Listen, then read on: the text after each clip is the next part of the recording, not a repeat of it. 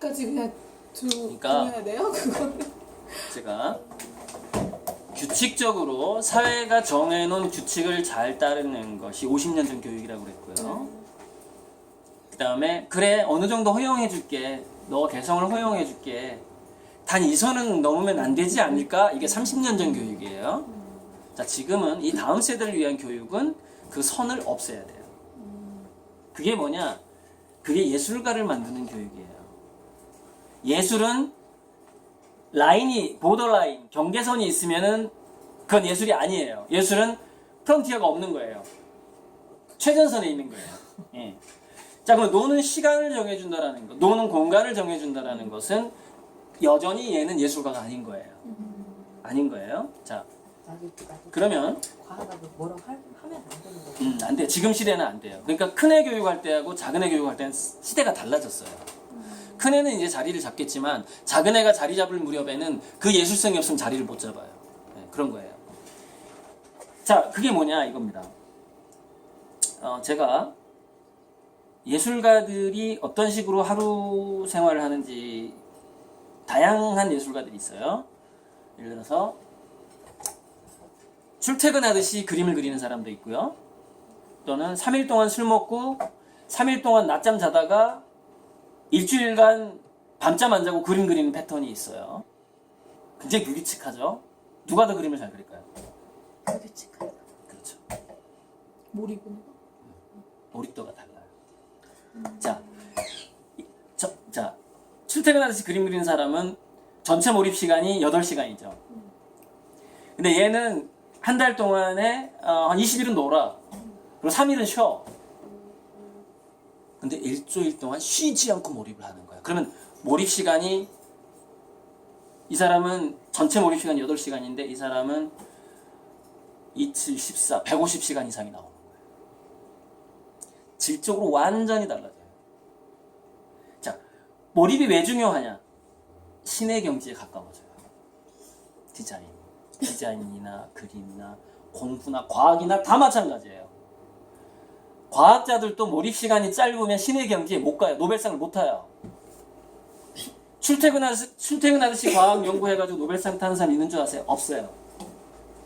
과학자들의 두뇌를 연구해봤어요. 누가 과연 노벨상을 탈 정도의 창의적인 결과를 내는지. 꿈속에서도 연구를 해요. 꿈속에서. 엄마들의 자세가 되게 많이 달라져야 될 것 같아요. 쉬지 않아요. 자, 잠깐만, 마무리를. 그러면은 꿈속에서도 자기가 좋아하는 일을 하고 꿈속에서도 연구하고 영어 공부를 하면, 예를 들어서 꿈속에서도 영어 토론을 하는 애는 어떻게 만들죠? 어렸을 때 자기가 좋아하는 것에 시간적인 경계를 두지 말아야 돼요. 그래야지 그런 두뇌가 되는 겁니다. 즉 복불복인데 세계 최고의 범죄자가 될 수도 있어요. 그렇게 키웠더니, 그죠? 근데 미래 사회는 인공지능이 모든 범죄를 불가능하게 만들기 때문에 걱정하지 말라는 거예요. 안 좋은 게임을 해도 미래 사회는 안 돼요. 이 총에 인공지능이 들어가요. 전쟁을 하더라도 상대방이 완벽하게 위험한 범죄인이 아니면 발사가 안 돼요, 미래에는. 그런 총이 나옵니다, 이제는. 모든 게 연결이 돼요. 인공지능이 다 그것을 점검을 하게 돼요. 범죄가 불가능해요. 범죄가 불가능한 시대에 우리가 도덕교육을 하는 게 과연 얼마나 좋은 교육일까요? 도덕교육을 하지 말고 엄마가 도덕적으로 살면 되는 거예요, 그냥. 봉사를 하면서. 교육이 아니라 보여주기만 하면 되는 거죠. 자, 그러면 그 모든 것이 다 그 교육에 있어서 우리가 미덕으로 생각했던 모든 것들이 사라졌을 때 마지막 남는 게 뭐냐? 몰입만 남아요. 몰입도만 남아요. 그래서 지금 시간 제한하지 말라는 거죠.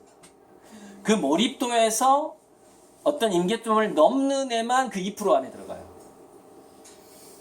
98%가 실업자가 된대. 중간에서 컷을 하죠, 항상. 밥을 먹고 오늘은 못하니까 내일 해라. 이게 항상. 그걸 하면 안 돼. 지금 우리 쌍코피를 해야 돼. 쌍코피를 해야 이거 돼. 자야 될 시간도 확보를 해줘야 될 것 같고 먹여야겠고 절대 안 해야 될 거 아니고 중간에. 자, 그래서 유치원도 가야 그래서 애들이 그 잠잘 때 그거 있잖아.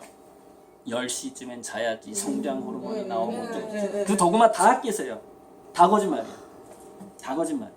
그래요? DNA 다 프로그램이 어느 정도는 돼 있어요. 키가. 다 거짓말. 요즘 과학은 그거를 응원하지 않습니다. 그러니까 저는 이제 계속해서 새로운 과학을 계속 공부하잖아요. 그 도구마켓에요. 밤에 몰입을 어렸을 때 해봐야 성인이 돼도 어렸을 때 밤을 새서 몰입을 할 수 있습니다.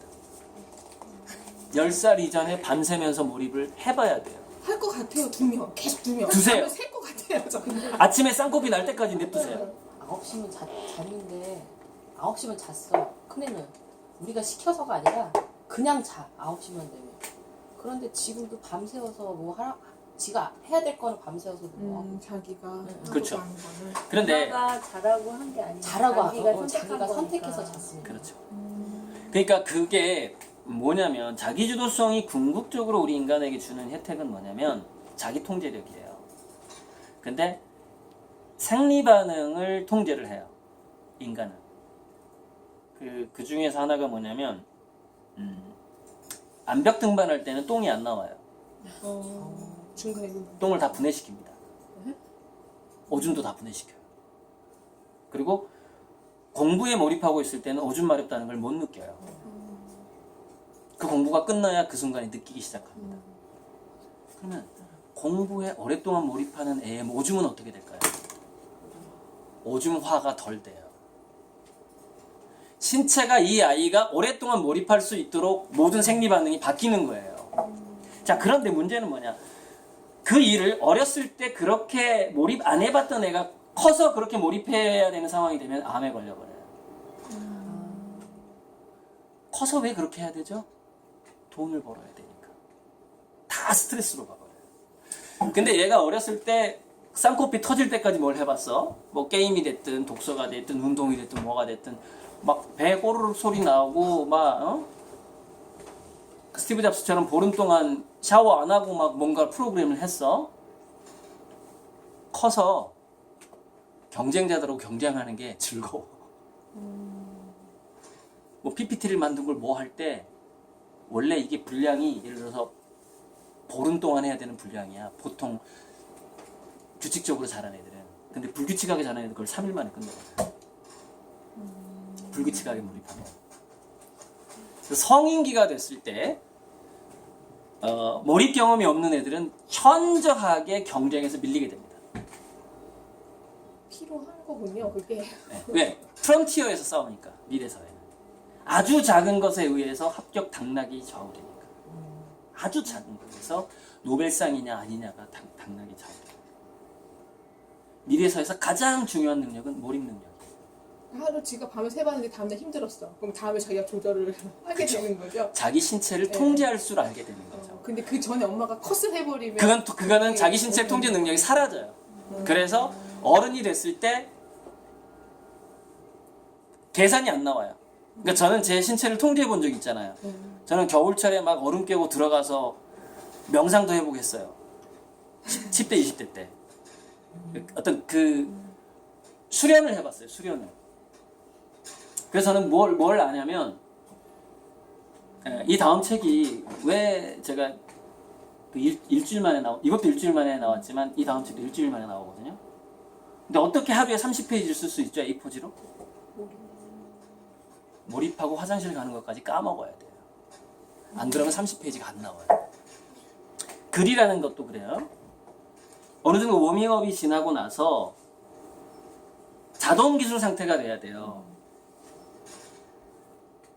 문장이 마치 신들린 듯이 써야 된다고요. 안 그러면 그 마감을 지킬 수가 없어요. 제가 다음 주에 그 로봇산업진흥원 자문회의 때 발표를 해야 돼요. 미래인문학, 인공지능이 미칠 수 있는 미래사회 변화와 미래인문학에 대해서. 그러니까 다음 주에 발표니까 오늘까지 책이, 내일까지 책이 나와야 돼. 다음 주 화요일인가 발표해요. 수요일인가. 그래서 그 마지막에 그 원고 380페이지를 또 책다운 책이 나와야 되잖아요. 그러니까 저는 과거에 하루에 30페이지를 써본 적이 있기 때문에 A4 30페이지를 계산이 딱 되는 거예요. 그러니까 이제 뭐 출판사에서는 걱정하죠. 마감이 뭐 이렇게 걱정할 거 아니에요. 걱정하지 마라. 나 일주일 만에 끝낸다. 그 전날 막 봉사활동해요. 저는 편하게. 일주일에 책이 나와야 돼. 10일 안에 책이 나와야 되는데 저는 편안하게 봉사활동 한다니까요. 왜? 저는 옛날에 해봤잖아요. 난 내 신체를 통제하고 몰입해 봤잖아요. 그래서 마감 시간이 계산이 딱 돼요. 실수를 안 하게 되는 거예요. 근데 누가 실수를 하느냐? 자기 몸에 대한 공부가 덜 된 애가 실수하는 거예요. 한계가 어딘지 모르는. 한 게 어딘지 몰라. 자기가 얼마나 몰입하고 얼마나 오래 할 수 있고 얼마나 빨리 뭔가 일을 할 수 있고 해본 적이 없어. 왜? 규칙적으로 살았으니까. 해본 적이 없어. 결정적인 실패 요인이 됩니다. 규칙적인 생활이. 과거에는 안 그랬어요. 그러니까 이거는 오해하시면 안 돼요. 지금까지는 안 그랬어요. 앞으로 그렇다는 거예요. 그러니까 완전히 바뀌어야, 초등학교 커리큘럼이 완전히 바뀌어야 돼요. 시작 종과 끝나는 종이 있어서는 안 된다고, 이제는. 이제 교육은. 애들의 몰입을 방해하면 안 되기 때문에. 띵동 뭐 있어서 소리가 나면 안 돼. 그리고 한 아이가 하루에 한 과목만 하고 싶으면 하루 종일 그 과목만 하게끔 허락이 되는 학교여야 돼요. 외국에는 그런 학교 있는 것 같아요. 지금 그런 학교가 계속 생기고 있어요. 계속. 왜? 그래야만 창의적이 되니까. 그래야만. 그러니까 엄마들이 시간 관리하잖아요. 어디 학원 갈 시간이야? 학교 갈 시간이야? 실업자 양성 교육이에요, 이게. 실업자 양성 교육. 아직까지는 교육이 그렇게 해야 될 것 같고. 그게 현재 공교육이고, 제가 그 얘기 안 했는데 사회 변화 중에서 공교육 변화가 법률 변화보다 더 늦어요. 가장 빨리 변하는 게 기업, 두 번째 변하는 게 행정, 세 번째 변하는 게 교육, 세 번째 변하는 게 법률, 네 번째 변하는 게 공교육이에요. 공교육을 절대 믿지 마세요. 공교육은 30년 전 패러다임으로 지금도 애들을 가르치고 있습니다. 제 책을 읽으세요. 책 장사 해야지. 근데 저는 책으로 돈 벌지 않아요. 네, 그림으로 돈을 가장 많이 벌어요. 제 수입의 80%는 그림 판매 수익이에요. 그러니까 편하게 강의하고. 왜냐면 저는 재능 기부를 왜 해요? 사람들한테. 내 돈벌이가 따로 있잖아요. 이게 내 돈벌이가 아니라니까요. 저는 이게 그냥 취미생활이고 봉사활동이에요. 네. 그러니까 진실을 말하는 거예요. 지금 시류에 제가 왜 따라가지 않죠? 나는 이게 직업이 아니라 예술이거든요. 놀이거든요. 봉사고. 이 강의가. 내 책이. 저 책은 또 공짜로 많이 뿌려요. 그래서 책으로 돈 벌 생각은 애초에 안 했으니까. 근데 맨 처음에는 5년 전에, 6년 전에는 했어요. 너무 가난했으니까. 지금은 안 해요. 지금은 형편이 좋아졌습니다. 그러니까 더 글이 잘 써져요. 더 강의도 잘 돼요. 왜? 나한테 솔직해졌잖아요. 내가 내 말에 솔직해졌잖아요. 잘 되죠. 그럼 내가 힘들어서 애를 커트하는 것 같아. 내가 힘들어서. 그런 거 바로 있어요. 그거예요. 아침에 깨우기가 너무 힘드니까 맞아, 몇 맞아. 시에는 재워야 되겠고 맞아. 그러기 학교를 안 위해서는 보내지. 숙제를 해야 되니까 뭐를 못하게 해야 되고 맞아. 이제 간증을 하시는구나. 알지만 간증의 시간이야. 알지만 그거를 내가 바꾸기가 힘든 게 너무 힘든 것 같아. 주말에만 풀어주고. 그치. 주말에는 12시, 야, 새벽 3시에 너 졸리냐? 엄마 안 자는데. 그러니까 우리가 재택근무 있잖아요. 재택근무처럼 공교육도 부모의 감독하에 있다면 학교 가는 시간이 12시까지 가도 되도록 하는 그쵸. 그런 게 필요해요. 그래야지 얘가 밤새 뭔가를 하죠. 그쵸. 우리 큰아이 같은 경우는 밤새 밤 올빼명 인간이거든요. 그렇죠. 밤늦게까지 뭘 하고 아침에 좀 늦게까지 자는. 근데 맨날 어쨌든 학교는 8시 40분까지는 가야 되니까 늦어도 8시 안에는 깨워야 되고 그러니까 그거에 대해서 계속 실랑이를 하니까 실랑이를 안 하기 위해서는 어쨌든 일찍 재워야 되는 거고. 그러니까 생각해보세요. 초등학교 등교 시간이 한 서너 타임으로 나뉜다고 생각해봐요. 8시에 가는 애, 10시에 가는 애, 12시에 가는 애, 오후 2시에 가는 애. 그죠? 또는 오후 4시에 가는 애. 이렇게 5팀이라고 치자. 그럼 일자리 늘어나죠? 애들 자기주도성 좋아지죠? 커리큘럼 자유롭고. 좋으네요. 좋은데요, 선생님. 맞아. 너무 좋은데. 그때까지 했으면 좋겠다. 네. 진짜 좋겠어. 네. 우리 성윤이가 유치원 때는 점심 먹으러 유치원 가는 애였어. 걔는 낮잠을 안 자요. 그냥 12시간은 푹 자야지 활동을 하는 애야. 그렇죠. 그거예요. 근데도 네, 그런데 12시간, 13시간 우리나라는 자던 그게 애가 정해져 있잖아요. 아침에. 유치원에다 얘기했어요. 괜찮다고. 저는 괜찮아요. 저는 돈 내고 그냥 그치, 시간에 그치. 보내니까. 괜찮다고. 네. 야, 역시 엄마 대단하다. 근데 학교는 그게 안 근데 되잖아요. 학교는 그게 안 되니까 그게 문제인 거예요. 학교는 안 되니까. 8시에 일어나요. 그래서 자퇴를 시키세요, 자퇴를. 자퇴를 시키고 대안학교를 보내거나 홈스쿨링을 하라니까요. 미래 사회는 자퇴하고 홈스쿨링 하는 애가 먹여 살릴 거예요, 어차피. 우리 공교육은 지금 선생님의 이론을 하려면 진짜 자퇴를 시켜야 자퇴시켜야 맞는 돼요. 것 같은데. 근데 아직은 우리나라가 우리 그러니까 사회가 그걸 인정을 못하니까. 자퇴시킬 수가 없기 때문에 빨리 교육 혁신을 운동이 일어나야 되고 다양화돼야 되고 커리큘럼도 그렇고 이렇게 학교 가는 시간도 그렇고 그러니까 시간과 공간이 굉장히 거기서 애들이 그러니까 인간의 두뇌는 시간, 공간, 인간을 바꾸면 바뀐다는 거잖아요. 그러니까 애들이 교사를 선택할 수 있어야 되고 애들이 공부하는 시간을 선택할 수 있어야 되고 애들이 체험하고 싶은 공간을 선택할 수 있어야 되는 거예요. 시간, 공간, 인간을. 이게 진정한 자기주도 학습이에요. 그러니까 지금은 자기주도 학습 환경이 아닌 거죠. 그러니까 그 혁신을 하기 위해서 노력을 해야 되고 지금 공교육이 그렇지 않기 때문에 엄마들이 주말이나 방학을 너무 잘 써야 된다는 얘기죠. 그 보완해서 방학과 바빠요. 주말. 방학이 제일 바빠요. 맞아요. 방학이 제일 바쁘고 주말에 제발 좀 집에 미술학 있으라고. 가야 되고 뭐 가야 되고. 또 계획을 바빠. 또 이렇게. 그러니까 결국은 이 시대는 사회가 받쳐주질 않으니까 부모가 슈퍼맨이 되지 않으면 그렇죠. 불가능하고 이미 너무 슈퍼맨들 엄마들. 그래서 부잣집은 그걸 돈으로 커버하거든요. 맞아. 뭘 근데 해주려고 돈이 없는 집은 몸으로 때워야 되니까 이게 너무 힘든 거죠. 몸으로 때우는 것도 그런데 뭘 알아야 몸으로 하려고 때우지. 괜찮은 것 같아서 뭔가 해주려고 보면 그건 너무 비싸더라고. 비싸요. 체험 이거 너무 괜찮아. 봤더니 이거 몇십만 원짜리. 이래지 아무래도 않을까요? 제가 이 다음 책은 아니 돈 없이 창의적으로 키우는 방법에 대해서 네. 이 다음 책은 네. 맞아요. 너무 가난한 집에서 창의적으로 네. 키우는 방법, 미래 인재 키우는 방법. 근데 우리 큰애가 책을 조금 써야 돼. 앞서나 봐. 지금 선생님께서 말씀하신 거 있잖아요. 내가 선생을 선택하고 내가 뭐를 선택하고 왜 못하게 하는 거야. 이랬거든. 원하고 있었네요. 네, 우리 애는 그게 답답한 거예요. 답답하지. 네, 무지하게 답답해 하더라고요. 그래갖고 엄청 싸웠어요, 큰애하고. 그리고 말 잘 듣는 아이였어요. 근데 고등학교 2학년 때 반항을 하더라고요. 그래서 대학교도 4년대를 못 간 거예요. 반항을 하는 바람에 뭐라고 혼내면 뭐 왜 그러냐. 왜 그래야 되냐.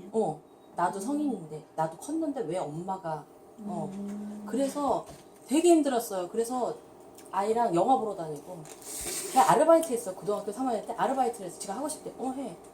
그리고 수능 봐서 대학교를 갔어요. 공부 하나도 안 하고. 그렇게 쉽지가 않잖아요, 엄마가. 지금 직장 다녀요? 네, 직장 다니면서 대학교도 지가 알아서 또 다녀요. 지가 나가면? 필요하니까. 네.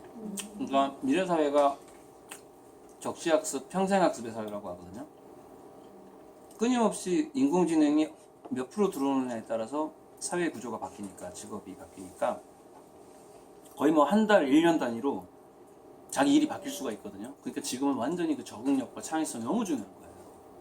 임기응변 능력이요. 그리고 계속해서 새로운 아르바이트 한 게 되게 큰 알바. 네, 큰 영향이 있더라고요. 알바 잘해야 돼. 걔는 돈을 보고 알바를 하지 않았어요. 체험, 그죠? 왜 그 주인 보고 알바를 했지. 이 주인이 인간적이냐 안 인간적이냐를 보고 걔는 알바를 선택했어요. 근데 그거 알기 힘들 텐데. 아니 겪어봐야 알잖아. 자기가 그러니까 최소한 6개월 이상을 하는 거야. 그 알바를. 고3 때부터 알바를 해서 대학교 졸업할 때까지 알바를 했어요. 장학금 타면서. 이상적으로. 근데 그게 내가 강요한 건 아니야. 멋진 오빠 같이 생겼어. 내가 강요한 건 아니고 그 고3, 고2 때 반항할 때 나도 정신과 가서 상담을 받았고 애도 상담을 받으면서 걔랑 영화 보러 엄마 다니고 정신과 상담 받아야 돼요. 다니면서 그걸 했어요. 나도 부모 교육을 받으러 다녔고. 그러니까 내가 큰애를 공부시키기 위해서 나도 공부를 시작했어요. 같이 공부하려고. 엄마도 계속 공부를. 솔직히 지금 우리가 너무 이렇게 억압된 그런 사회에서 살아가서 지금 애들을 키우려면은 정말 정신과나 심리 상담 저도 그걸 제가 심리 상담을 받으면서 뭘 느꼈냐면 내가 얘를 완전히 쥐어잡고 있었구나. 난 진짜 나쁜 고모구나. 그래서 영화 뭐 볼래? 핸드폰에다가 CGV 해놓고 이거 볼래? 걔랑 같이 선택을 하는 거야 둘이. 그래서 야, 몇 시간짜리 볼래? 뭐 엄마 일단 1차로 쇼핑을 하고 2차로 영화를 볼까? 아니면 저녁을 먹고 갈까? 그것부터가 이제 대화가 되는 거예요. 대화를 안 했던 거야. 내가 공부해야 되니까. 우리 나이 때는 그게 좀 심해요. 맞아요. 우리 나이 때는 좀 심해서 그걸 걔를 계속 억압을 하고 있던 거야. 근데 얘가 말 잘 듣는 애였잖아. 또 말 잘 듣는 애니까 다 해주려고 생각했는데 그게 아니에요. 언젠가 어느 순간인가 반항이 한 번은 있어요. 근데 어렸을 때 반항을 했던 애들은 크대 안 해. 커서 안 해. 근데 커서 하는 애들은 어렸을 때 안 했던 애들이에요.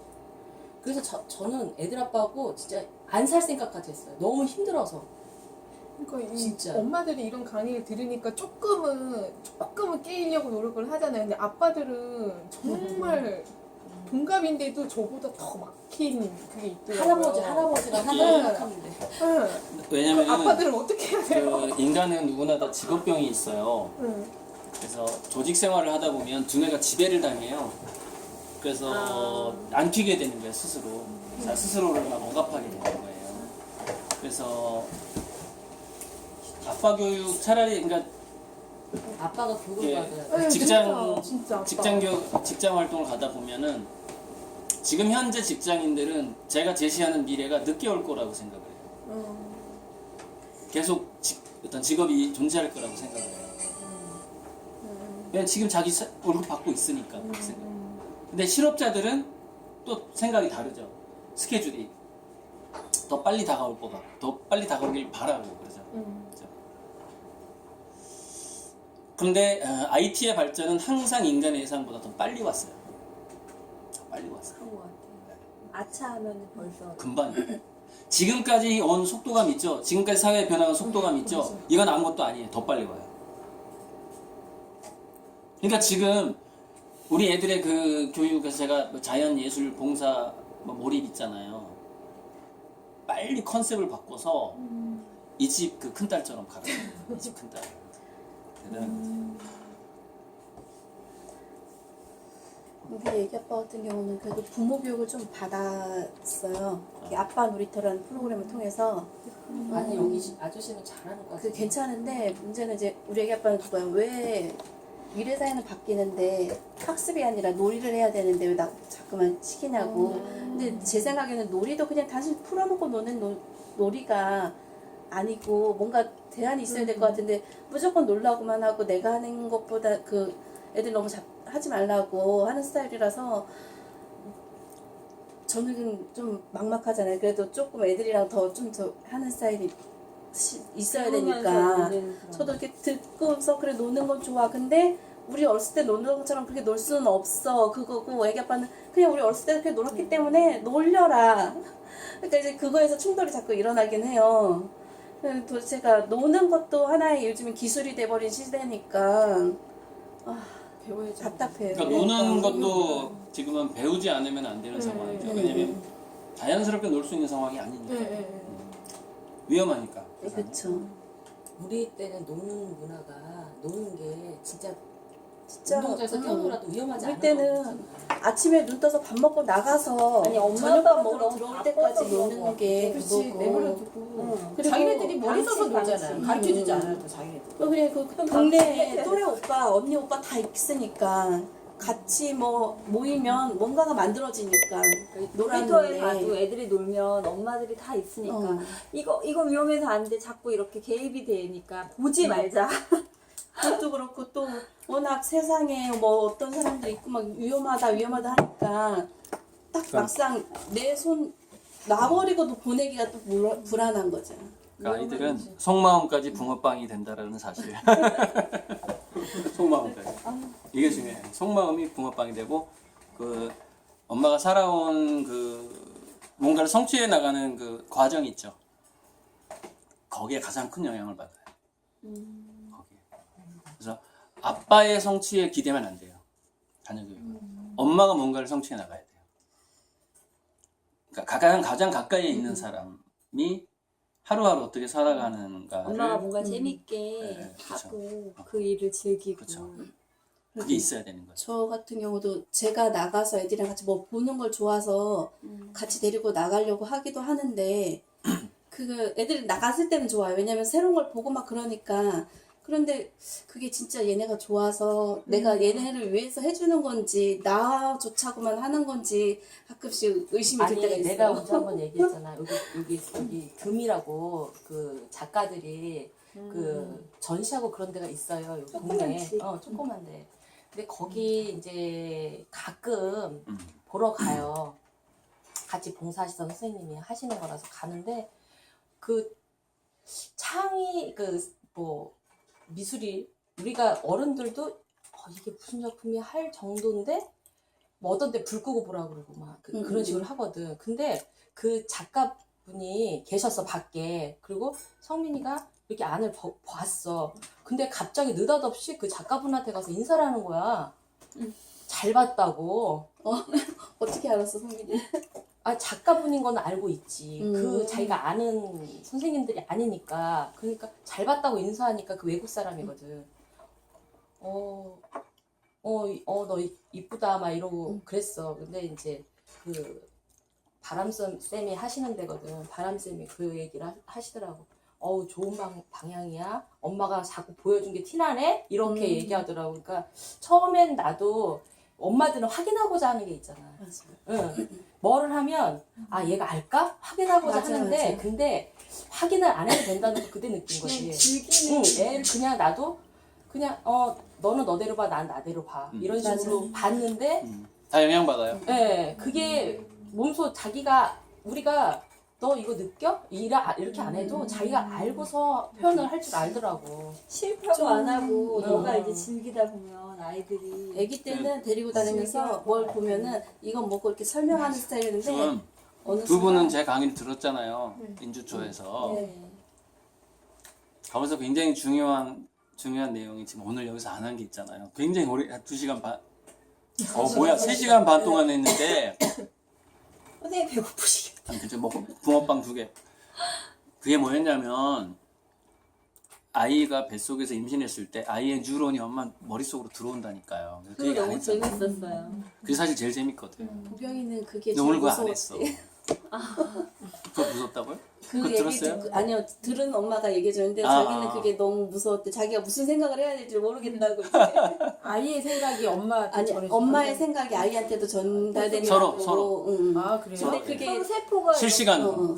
되게 우울했는데 임신할 때 되게 우울해가지고. 임신했을 때 우울한 건 상관없고, 그건 옛날이니까. 그리고 임신했을 때 우울하면, 그 아이가 더 민감하고 더 예민한 아이가 돼요. 그런데 그건 더 영리해진다는 걸 의미해요. 기억력도 좋고. 그러니까 저는 태교가 망쳤다 그러는데, 그 태교 어떻게 했어? 일단 물어보거든요. 얘기를 해요. 그러면 그 태교는 이런 장점이 있다. 이렇게 얘기를 해줘요. 그 대신, 예를 들어서, 식조 조절을 앞으로 잘 하면서 그 아이는 엄마가 태교가 나빴기 때문에 더 편도체가 민감해졌다. 그러니까 편도체가 민감한 아이들이 가면 유리한 것으로 진로를 염두에 두고 있으면 된다. 이렇게 해줘요. 그러니까 과거에 자기 자녀와의 경험이 나빴다고 해서 좌절할 필요는 없어요. 그 나쁜 경험이 또 에너지가 돼요. 그 이후에 현재 내가 어떻게 활용하느냐의 문제거든요. 그러니까 지금 20살짜리 애는 20살대로, 10살짜리는 10살대로 다 지금부터 다 조치할 수 있는 거예요. 할 수가 있는 거예요. 뭐든지 잘 해야 돼요. 근데 그 기본을 제가 잊지 말라고 하는 거죠. 그 기본은 뭐냐면 아이들은 실시간으로 엄마의 두뇌 상태를 그대로 전수받는다는 거예요. 영향을 받는다는 거죠. 그 얘기가 무서웠다고 하더라. 네, 무섭죠. 근데 그거를 실시간이다. 조금 다른 방향으로 내가 잡고 살면 되겠다 이렇게 받아들이면 좋은데 그냥 거기서 무서웠어 그게 끝이면 또 안 될 것 같아요. 그걸 알면 그러면 내가 바뀌면 얘가 따라서 바뀌겠구나 이렇게 공식이 나오잖아요. 내가 잘 살면 얘도 잘 살게 되겠구나 이렇게 되잖아요. 근데 그거 선생님이 얘기한 걸 안 보려고 하는 안 보려고 하죠. 왜냐면 네. 그게 쉽지 않으니까. 무섭고 네. 그런 쉽지 엄마가 않죠. 조금 거부하는 그런 사람이 안 믿으려고 하는 거예요. 있어요. 안 믿으려고. 요즘에 들은 건데 어렸을 때 박물관에 들어갔을 때는 우리가 뭔가 하나씩 알려주려고 설명을 해주잖아요. 근데 조금 커서 그럼 너가 보고 일로 나와. 저는 이제 애가 셋이니까 10살, 8살, 5살을 이제 5살을 챙기려고 10살, 8살을 놔둬버려요.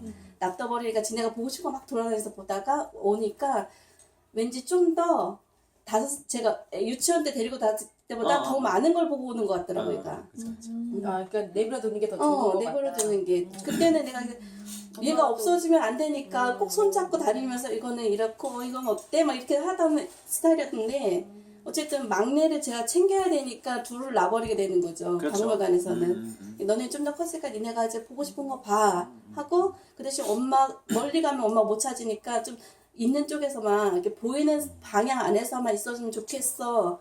얘기하더니 나중에 이제 와서 기억하는 양이 더 많아 틀려지는 거예요.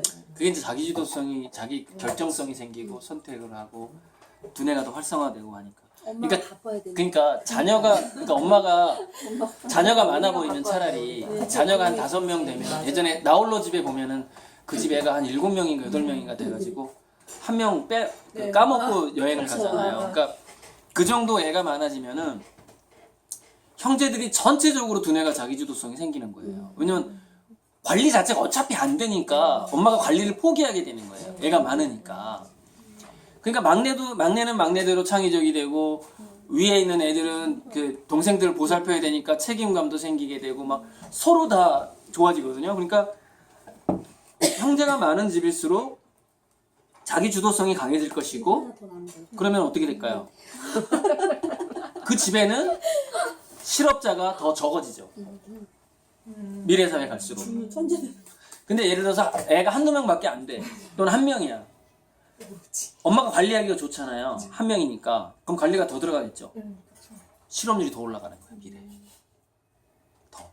왜? 미래 사회에서 원하는 인재가 안 될 가능성이 훨씬 높으니까. 정말 그런 사회가 오는 거죠? 네. 아직 눈앞에 닥치지 않았으니까. 모르는 거야. 근데 그래서 제가 해법으로 제시한 게 뭐예요? 엄마는 엄마한테만 신경 쓰라는 거 아니에요. 자기 꿈을 쫓아가라는 거 엄마가. 자기 일을 하고. 그럼 자연스럽게 엄마가 자기 몰입을 하게 되면 어떻게 돼요? 자기 삶이 행복해지고 자기 삶을 즐기게 되면 어떻게 돼요? 무관심해지는 거죠. 그렇죠. 진짜 그냥 그러니까 자기를 가장 사랑해야 되는 거죠. 완전히 다 놔버리고 싶다는 생각이 들기는 해요. 놔야 엄마도 돼요. 지치니까. 지치니까 그거 있잖아. 엄마 이게 하고 싶어. 우리는 이제 대화를 하니까 엄마 이거 하고 싶어. 엄마가 재밌을 것 같아. 반대로 나한테 내가 걔 어렸을 때 하던 말을 걔가 나한테 하고 있어. 엄마 그거는 그냥 강요적으로 하지 말고 엄마가 진짜 하고 싶은 거래. 엄마 이제 나이도 있잖아. 이런 그럼. 식으로. 응. 나이 먹었을 때는 진짜 하고 싶은 거 해야 돼. 응. 안 그럼 엄마 병들어. 즐거워? 병들어. 즐거우면 됐어. 그렇죠. 응. 그거야. 우리 큰애는 그게 제일 걱정이 다 퍼준다고 생각을 해요. 그러니까 즐거운지를 계속 체크하는구나. 애들도 그 걱정해요. 우리 엄마 왜 이렇게 남들 퍼주지? 왜 이런 거 걱정해. 퍼준다. 그러니까 나이가 좀 더 남들이 이게 제가 맏며느리다 보니 음식을 막 하잖아요. 이거 음식 좀 해도 되겠다. 우리 엄마는 안 돼요. 다 퍼줘갖고 남는 장사를 못해요. 이런 식이에요. 근데 이제 제가 무슨 아이들 교육 프로그램을 만들어서 교육을 하려고 한다 그러면 엄마 재밌어? 재료비 남아? 재료비 남는 게 아니라 재료비 나와? 그럼 해. 이런 식이에요. 그러다 보니까 재능 기부도 재료비